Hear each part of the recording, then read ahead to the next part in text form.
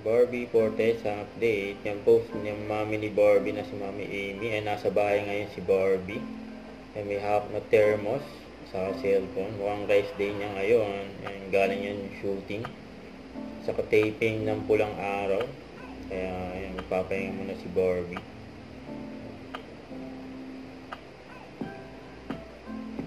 Ganda ng bahay nila Barbie, oh. Namunta na siya sa kwarto niya. Sinundan talaga ng camera, eh. Ayan yung IG story ni Barbie. Ayan, mukhang may shoot si Barbie, oh. Ano kaya ito?